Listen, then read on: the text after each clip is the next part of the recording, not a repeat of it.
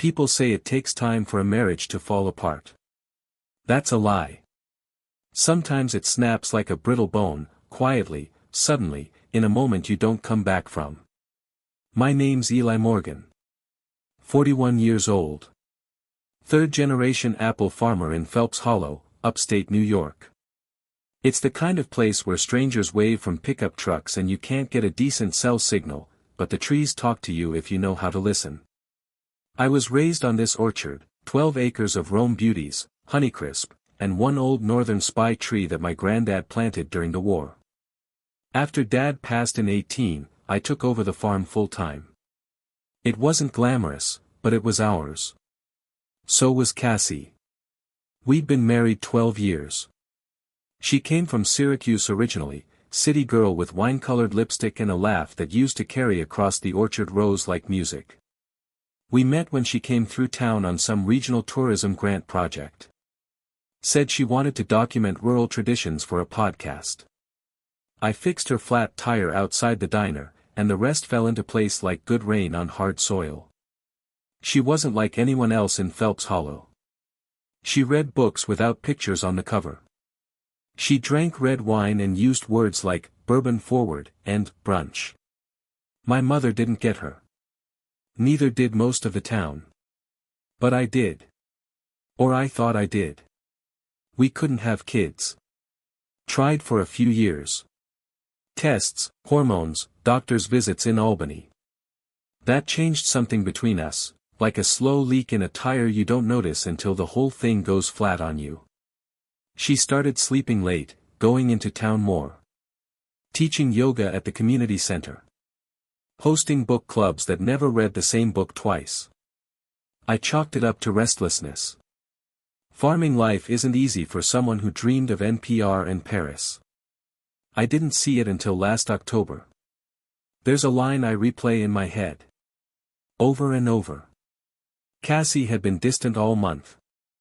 I came home early one Friday from a supply run, tractor needed a new belt, and found her in the kitchen, glass of Merlot in hand, laptop open, music playing. She didn't hear me come in. I stood there a full 30 seconds before I spoke. You order takeout again? I asked. She jumped like I'd slapped her. Jesus, Eli, don't sneak up on me like that. There were 2 wine glasses on the table. She said her friend Tara had stopped by. Tara, who moved to Ithaca in July. My gut twisted. You grow up in a place like this, you learn how to read weather and people. Something was off. Real off. I started noticing things. Cassie's phone was never left unattended anymore. She cleared browser history. Took calls outside. Once I saw her smile at a text and then lock the screen fast, like slamming a door. Then came the property appraiser. Middle-aged guy in khakis and a Subaru, asking if he could walk the orchard lines to assess land value. Said he'd been contacted by the co-owner. I told him there was no co-owner. Just me. Eli Morgan. Sole heir to the Morgan orchard. But his clipboard told a different story. He showed me a copy of a grant application from the New York AG and Land Trust, one Cassie and I had filed 2 years ago to get restoration funding. We'd listed both our names back then, just for optics. The document gave her standing. He apologized. Said she'd claimed we were preparing for a joint sale. Mentioned a possible eco-resort buyer from Vermont. That's when the frost really set in. Cassie didn't know I'd found out. Not yet. I let her play the part a little longer. Kept my boots by the door and my voice even. Over the next 2 weeks, I did some digging. Quiet, deliberate. Like pruning a diseased branch without alerting the rest of the tree. Turns out, Cassie had been meeting someone. A developer out of Burlington named Mason Cole. Silver hair, Patagonia vests, smug LinkedIn smile. Former architect turned green real estate visionary. Owned a boutique firm that bought family farms and converted them into sustainable lifestyle experiences. Their website even had a rendering of treehouse cabins nestled in what looked suspiciously like my orchard. I found travel receipts. A hidden Gmail account. A short-term rental on the other side of Cayuga Lake. They weren't just planning to sell. They were planning to gut everything I'd built, rebrand my family's legacy into an eco-village spa experience. And Cassie? She was the pitch woman. I found a slide deck on her laptop while she was at yoga.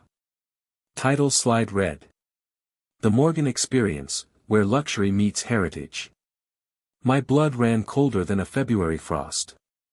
There was a clause in Dad's will, most folks forgot it even existed. The orchard couldn't be sold without approval from the county agricultural board if more than 50% of the revenue came from seasonal crops in the past 3 years. That was to stop corporate buyouts. But Cassie didn't know that. Neither did Mason. I smiled for the next 2 weeks. Played dumb. Watered trees. Acted like I was prepping for a new season. But behind the scenes, I was harvesting something else entirely. Information. A plan. I met with a land trust lawyer named Claire Whitmore in Rochester. Told her I was concerned about misuse of land preservation grants. She had fire in her eyes. Said she'd look into the eco-resort angle. Then I called a man named Trey Dunn. Used to be an insurance adjuster. Now he handled reputational mitigation for private clients. Quietly, for cash. The kind of guy who could dig up what a background check couldn't. Cassie's boyfriend? Not just a developer. Disbarred architect. Lost his license in 2014 for cutting corners on foundation integrity. One of his eco-villages in Oregon collapsed after 3 months of rain. Settled out of court. NDA City. I kept all that to myself. For now. Let them think I was just a farmer. Just a slow, steady man with dirt under his nails and no clue what was coming. Because sometimes, the best revenge starts with silence. And ends with fire. I started by letting the orchard rot. Not all of it, just enough to tank the metrics. You see, our orchard had been certified low-impact organic for 6 years. Every year, Cassie filed the compliance reports with the state AG department. The renewal depended on records, yield volume, pesticide use, crop rotations. If you knew how to nudge the numbers, you could make it look like the farm was bleeding. I skipped 2 soil treatment applications. Left the east side irrigation pump broken. Had my buddy Denny at the feed store swap our nitrogen invoice for a generic one. He owed me for helping him hide that side job he ran out of the storage shed. Mutual favors, small towns. By the time Cassie noticed the brown leaves and shrinking fruit, I was already 2 months into the quiet war. You need to talk to Ethan about that pressure valve, she said one morning, looking over the stunted saplings like they'd personally offended her. Already on it, I said, sipping black coffee on the porch. We might need to scale back the harvest festival this year. She frowned. You've never missed a season. Maybe the trees are tired, I shrugged. Maybe I am too. She didn't respond. Just stared down the hill at the crooked rows of apple trees like they were in the way of something. I knew she was planning to push the sale through fast. The contract draft I'd found on her laptop had a closing date in early September, right before harvest. They were banking on the orchard looking lush and full, ripe with potential. A final emotional hook for investors. Local boy and city girl, revitalizing old land. A narrative they could sell with candlelit brochures. But I'd already burned the script. I called Claire Whitmore again, the land trust lawyer. She'd uncovered enough to go to the board: misappropriation of funds, violation of sustainable stewardship principles. If they signed off, it would lock the orchard into conservation zoning for the next 25 years. Cassie couldn't sell it, not to Mason, not to anyone. Not unless they wanted to run an apple farm the old-fashioned way. And Mason Cole? He'd be out hundreds of thousands in marketing and prep costs. But I wasn't done yet. I wanted her to feel it. I needed her to taste what it was like to be erased. That's when I remembered Wyatt Kale. Wyatt ran a podcast out of Ithaca, Green Lies, The Ethics of Eco-Development. Ex-investigative journalist, smart, slow-talking, the kind of guy who lets silence hang long enough for people to fill it with mistakes. Cassie had once mocked him after a conference. "The man smells like compost and guilt," she said. Perfect. I sent Wyatt an anonymous tip. Told him about a disbarred architect pitching a new luxury eco-village in upstate New York. Attached the Oregon settlement papers Trey Dunn had found, along with a scanned copy of the Orchard branding slide deck, Cassie's face smiling at the camera under the words, "Sustainable Luxury. Legacy You Can Taste." 2 weeks later, the episode dropped. Greenwashing in Phelps Hollow, The Real Rotten Core. 37 minutes of ethical decay and slick marketing betrayal, all tied up in a bow. Cassie's voice featured twice, cut from one of her farm-to-table YouTube videos, where she talked about respecting the land like an heirloom, not a business asset. It hit local. Then regional. Then NPR picked it up. And I didn't say a damn word. Cassie came storming into the barn the next morning, hair half-tied, phone buzzing non-stop. "Did you do this?" she hissed. "Do what?" "That podcast." "My voice, our business, Eli, they think I'm trying to sell off the land like some green-grifting witch." I set down my pruning shears. "You're not." She blinked. It was the first time in months I saw her unsure. The cracks were spreading. Mason called her that night. I know because she took the call in the mudroom, whispering harsh and fast. I listened from the hallway. Words like, damage control, pull out quietly, and lawyer up. By dawn, his silver Range Rover was gone from the rental house across the lake. Trey confirmed that Mason had boarded a flight back to Vermont. One snake down. But Cassie? She stayed. Which meant she had something else up her sleeve. The next morning, I came out to find her on the porch, hair brushed, coffee in my favorite mug, staring out across the fields like she still belonged here. "I made mistakes," she said without turning. "Yeah," I replied. "You did. I thought we wanted the same thing. I thought. I don't know. Maybe we were both stuck." I looked at her like a stranger. "You filed a grant proposal to turn my grandfather's orchard into a boutique spa retreat. You weren't happy here," she shot back. "And your solution was to sell it out from under me?" "I didn't sell it," she said quickly. "The paperwork was forged. The lawyer found it." She flinched. Then, quietly, she set down the mug. "What happens now?" I took a long breath. "That depends." "On what?" "On whether you leave with your name intact, or with a court date and a stack of depositions." She looked down at her hands, quiet. Then nodded. That night, I found her closet half empty. A single suitcase by the door. No note. Just absence. And I thought maybe it was over. But I was wrong. Because the real betrayal hadn't even surfaced yet. Not until I got the letter from the county 2 days later. Cassie had filed a quiet title action. She was trying to claim half the orchard through adverse possession, saying she'd been operating and managing the land for over a decade and acting as a co-owner in public and legal matters. She wasn't just walking away. She was coming for the roots. And she had no idea how deep I'd buried the counterattack. The quiet title filing hit me harder than I expected. You think you've already felt the deepest betrayal, watching the woman you love build a future with someone else, seeing your family's land rendered into a slideshow pitch deck, but there's something worse than being discarded. Being rewritten. Cassie wasn't just trying to steal the orchard. She was trying to say it had never really been mine to begin with. I drove to the county clerk's office the next morning, boots still caked in mud, and asked to see the petition. Her affidavit was meticulous, worded like someone had coached her well.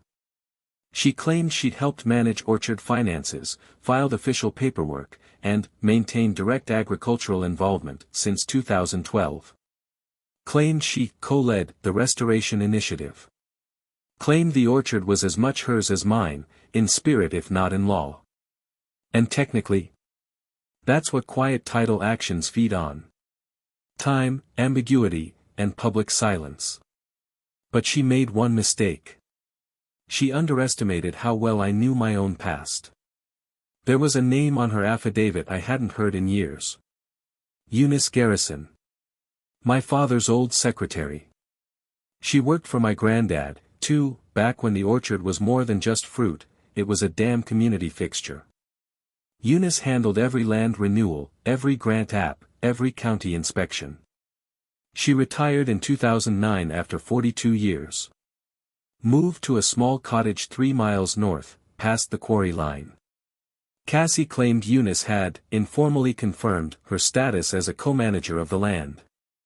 Claimed that, multiple conversations, over the years gave her the assumption of ownership rights. Only problem? Eunice wasn't dead. And she didn't forget a damn thing. I found her sitting in a faded rocker, sipping tea with lemon and a splash of brandy. Her hair was white and coiled like old rope. Her mind was sharp as fence wire. You got older, she said, narrowing her eyes behind thick glasses. But not meaner. I worried about that. I told her everything. The orchard. Cassie. The lawsuit. She didn't blink. Just stood, walked to an old tin filing cabinet in the corner, and pulled out a manila envelope yellowed with time. Inside were 3 letters. Handwritten. 1 from my grandfather. 2 from my dad. They were wills, informal ones. Not legal, but full of clarity. All 3 said the same thing in different ways, the orchard goes to Eli. He's the only one who hears the land talk. I swallowed a lump in my throat as Eunice handed them over. Your daddy used to say Cassie loved the orchard in the spring, but you loved it in the winter. That's how I knew it'd be yours. I left with the letters and something else, an old land survey Eunice had stored in a folder labeled, Morgan, restrictive. Turns out, in 1984, my granddad had worked with the county to create a conditional heritage overlay on the northern slope of the orchard. It wasn't widely filed, just a small rider on a property map, never digitized. But it was there. And it changed everything. Because that conditional clause. It made the land non-transferable by court partition if the original inheritance line was unbroken. Which it was. Cassie could file all the affidavits she wanted. She could stack up declarations from the yoga moms, the county grant office, even the feed store guys. None of it would undo blood and soil. But I didn't tell her that. Not yet. Instead, I pretended to sweat. I filed an informal response to the quiet title action, just enough to buy time, and let her think the land might actually shift beneath my feet. She started walking around the orchard again. Alone this time. No more calls to Mason. Just Cassie and a notepad and her silence. Sorry to interrupt your viewing experience. But we really need your support, namely a subscription to the channel, which can make it possible to hire a professional voice actor and make the best content for you. I watched her from the workshop roof one morning, binoculars in hand, pretending to clean gutters. She was in the northern slope, exactly where the conditional heritage zone lay. She knelt down beside a stump and just stared. That's when I realized something else. She did love the land, once. That was real. But she didn't love me. And maybe she never had. That night, I took the letters and the land rider to Claire Whitmore. She read every word with a lawyer's eye and an activist's smirk. This overrides her whole premise, she said, tapping the edge of the document. She's basing her claim on cohabitation and implied contribution. But this clause makes the orchard an indivisible heritage entity. She can't claim half because legally, she's always been adjacent. I exhaled slow. Then what happens now? Claire looked up. We don't fight her in court. We don't. No. We let her try to fight us. But we do it in public. That's when the press release went out. Local news. County Agriculture Board. Even the State Land Heritage Council. Phelps Hollow Orchard recognized for multi-generational stewardship, heritage rights affirmed in landmark filing. The picture that ran with it. Me, standing next to the old northern spy tree, hand on bark, smiling just enough to look whole. Cassie saw it the next morning. She came into the barn with the article printed out, underlined in red. "This is war," she asked, breath sharp. "You think humiliating me is how you win?" I stood from the workbench, wiped my hands. "This isn't war, Cassie." "No. No. This is inheritance. And you don't get to rewrite it just because you got bored." She slapped the paper down. "You always acted like this land mattered more than me." I looked her straight in the eye. Because it did. And it still does. She didn't speak again. Just stormed out. The screen door slammed once, then again when she came back 5 minutes later to grab her car keys. I thought that was the end. But that night, the barn burned. Not to the ground. Just enough damage to make it look accidental. The fire chief said electrical. But I knew the truth. Cassie never could let go without making it hurt. What she didn't know. The barn had cameras now. And I had footage. I didn't call the sheriff right away. That would have been too clean, too fast, and I needed her to sweat. Instead, I let the fire damage hang like smoke on the porch. I gave interviews to the local paper. Talked about the fragility of heritage. Dropped phrases like generational trauma, preservation amid change, resilience in small-town agriculture. I watched as Cassie's face twisted when the reporter showed up to take photos of the orchard's survivor. She was losing control of the story. I wanted her to feel that. That helpless sensation of trying to paddle a canoe after the currents already made the turn. Because she didn't just set fire to the barn. She set fire to her credibility. The footage from the motion camera mounted on the south beam was perfect, night vision, full angle, Cassie in her knit hat and work boots, holding a jerry can from the toolshed, pouring a line near the seed bins. She wasn't clumsy about it. But she wasn't careful, either. Not enough to spot the new lens I'd installed just 3 weeks earlier, hidden behind a knothole in the cedar siding. I backed up the footage twice, once on a secure drive, once on a private server Trey had set up for me. I didn't send it to the authorities. Not yet. I sent it to Cassie. An anonymous email. No message. Just a subject line. In case you forget what the truth looks like. She didn't reply. Didn't come back to the orchard either. She moved into a short-term lease above the law office on Main Street, fitting, really.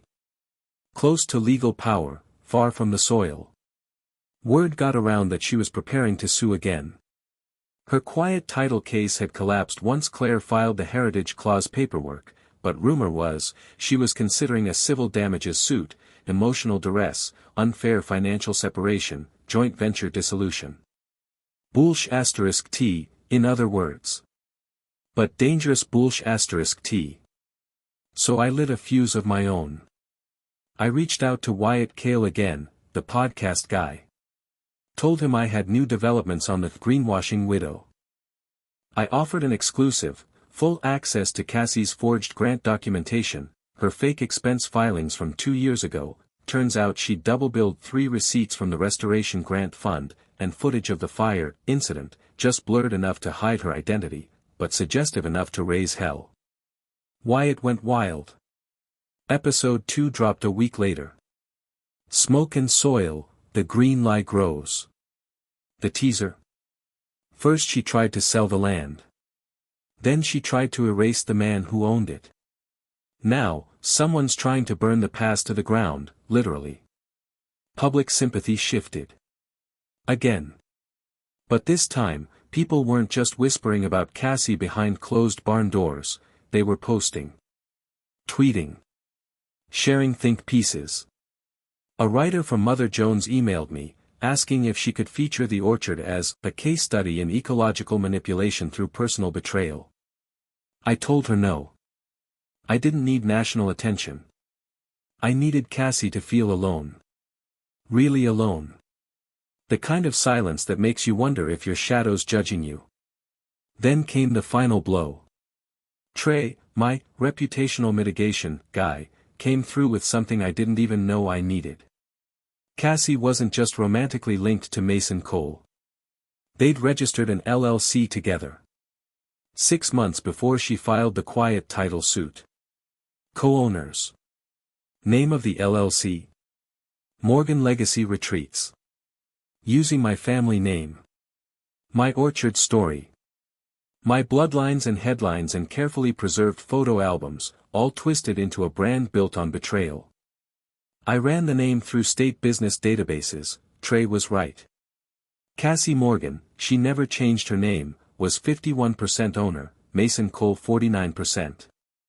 They filed for preliminary funding through 2 eco-finance grant platforms I happen to know people at, thanks to Claire. I passed the LLC paperwork along. No commentary. Just documents. They dropped the applications in under 48 hours. Flagged for fraud. Cassie's brand was now toxic. When the lawyer served her a cease and desist for unauthorized use of the Morgan name in commercial representation, it was the first time she actually knocked on my door instead of texting. I opened it halfway. "You win," she said. I studied her. Her makeup was lighter. Her hair wasn't done. She looked like someone I might have once loved, before she traded sweat for schemes. This wasn't about winning, I said. It was about stopping the rot. She hesitated. The orchard's not even profitable, Eli. It never was. You're burying yourself in a failing legacy just to prove a point. No, I said, stepping out onto the porch, letting the door fall shut behind me. I'm showing you that legacy is the point.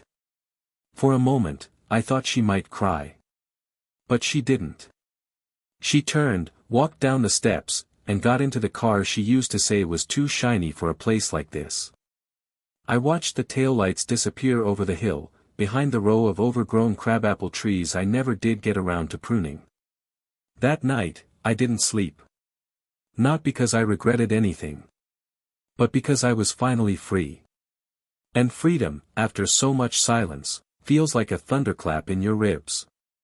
After Cassie drove away for what I assumed was the last time, the orchard stood silent. I mean that literally. No more footsteps near the barn. No second car parked by the eastern fence line. No low hum of her Bluetooth speaker playing jazz while she centered herself with herbal tea and curated playlists. Just me. And the trees. And the land that, for the first time in 2 years, felt like mine again. The quiet title suit was dead. The LLC dissolved. The Land Trust Committee formally rejected any development proposals connected to Cassie's name for the next 10 years. I should have felt satisfied. Maybe even vindicated. But I didn't. Because once you clear a field, once the smoke's gone and the stumps are pulled, you're left staring at the dirt. And dirt remembers. That memory came back to me when I was cleaning out the northern shed. It was the last structure I hadn't touched since Dad passed, still smelled like tobacco and engine grease, with a cracked window that faced the slope where my grandfather planted his final row in 1972. In the back of the shed, behind old seed catalogs and rusted rat traps, I found a wooden crate with a faded tag. Morgan, Civil 89-114. I didn't remember it. But I remembered the number. That was the court docket from the year Grandpa sued his brother, Reuben. The family split no one ever talked about. Growing up, I was told Reuben moved to North Carolina. Bought a bait shop. I was never told he tried to sell off half the orchard to pay gambling debts. The crate held the court transcript, still wrapped in a leather tie. And it also held something else. A letter. Addressed to the next Morgan who bleeds for this land. My hands went cold. The letter was dated 1991, 7 years before I graduated high school. Written by my grandfather, in tight cursive that bled through the paper like sap. If you're reading this, the land has tested you. We don't get tested the way city people do. We don't face mergers or contracts or urban blight. We face rot, drought, fire, and family. You need to know the orchard isn't just soil. It's leverage. It's anchor. It's shield. If anyone ever tries to split it again, blood or marriage, know that the county restriction clause is only half the story. The original land trust deed was signed in trust with the state AG board under a reversion clause. If the land is ever sold for non-agricultural use, 100% of proceeds revert to the Morgan family's surviving heir who maintains residence and active stewardship. Everyone else gets nothing. You are that heir now. Guard it well. I read it twice. Then a third time, slower. I realized that my revenge, my carefully orchestrated takedown of Cassie, wasn't just a reaction to betrayal. It was a continuation of a war I never knew I'd inherited. She hadn't stood a chance.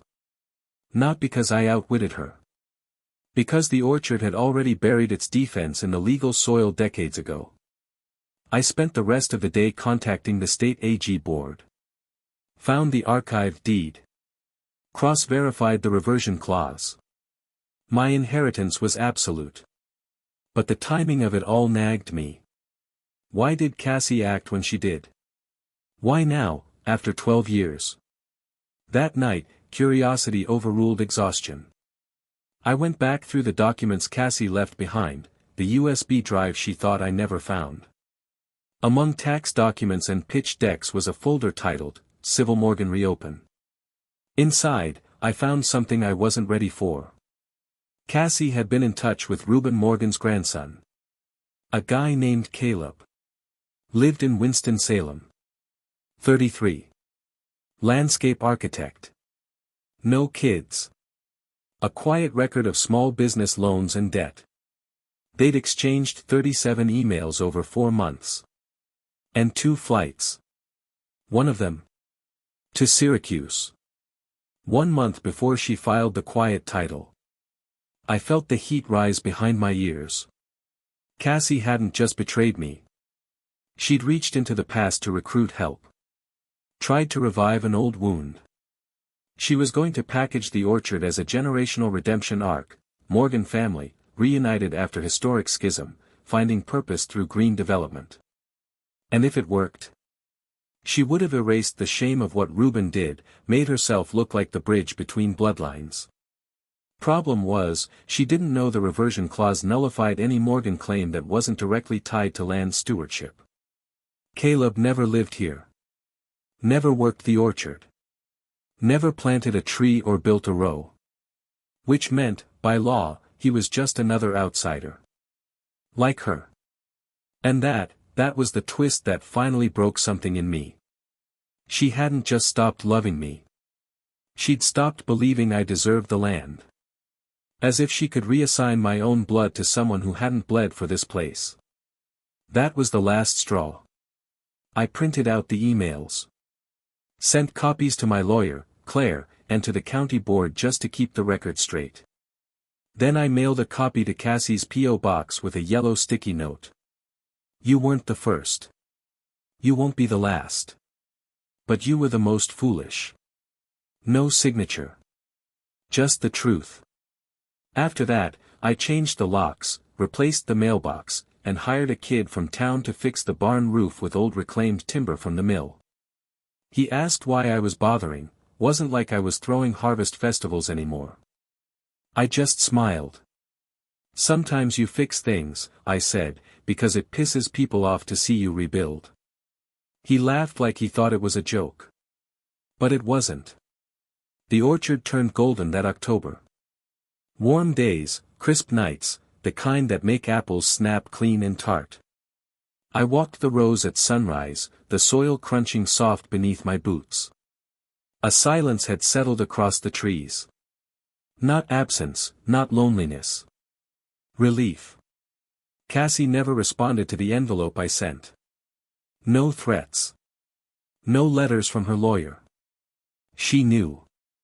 The reversion clause, the recorded conversations, the footage of the fire, each one was a nail in a coffin she tried to build for me. Instead, she sealed herself in it. I heard she moved back to Syracuse. Took a communications job at a sustainability nonprofit. Ironic, considering what she tried to pull. But people like her always land soft. I don't envy her. I don't even hate her. Not anymore. Because she lost something she can't ever get back. And I didn't have to take it. She gave it away when she chose ambition over loyalty. Fantasy over soil. There was still the matter of Caleb Morgan. He emailed me once. Short. Respectful. Said he was sorry for getting involved, that Cassie had misled him about the orchard's legal status. Claimed he just wanted to know more about the Morgan family history. I didn't respond. Not out of spite. But because some bloodlines are meant to end quietly. And I was busy. Claire Whitmore had called to say the State Heritage Board wanted to designate the orchard a historic agricultural site. That meant permanent zoning protection, tax incentives, and, more importantly, a documented legacy for generations to come. She asked what I wanted the official plaque to say. I told her. Planted in conflict. Survived by choice. 2 weeks later, Wyatt Kale emailed me again. Said his podcast had exploded in reach. Over 1 million downloads. People were writing in from all over the country, farmers, veterans, widowers, burned-out sons of hard men who taught them never to cry. He asked if I'd do an interview. Said folks wanted to hear my voice. I said no. Told him the trees did most of the talking around here anyway. Instead, I wrote something. A single-page letter. I printed 30 copies and mailed them to every orchard owner in the county, every small farm within 50 miles. Tucked one copy under the windshield wiper of every truck at the supply co-op. It read. You don't owe the world your land. Not your spouse.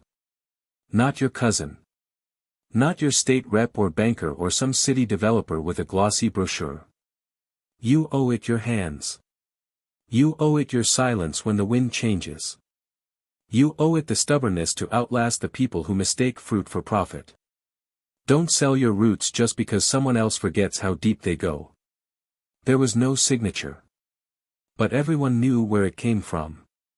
That winter, I finally did something I hadn't done in years. I let someone help. Her name was Maddie. Widow. Mid-40s. Ran the flower farm over on County Road 7. She started bringing fresh lavender by the gate when the frost hit, said it helped the bees survive late bloom rot. She didn't ask questions. Just walked the rows beside me and told stories about her dog and her sister's crazy boyfriend and how she once broke her foot chasing a goat in flip-flops. And I listened. Really listened. Because something in me had shifted. Cassie thought the land trapped me. She never understood that it kept me. That some roots don't strangle, they anchor. By March, I'd rebuilt the barn. By May, the first early blossoms came in. And on the morning of the season's first bloom, I stood under the northern spy tree, my grandfather's tree, with a new carving in the bark, just below the initials he'd once carved for my grandmother. I added one word. Still. Still standing. Still here. Still mine. What do you think of the story? Write in the comments.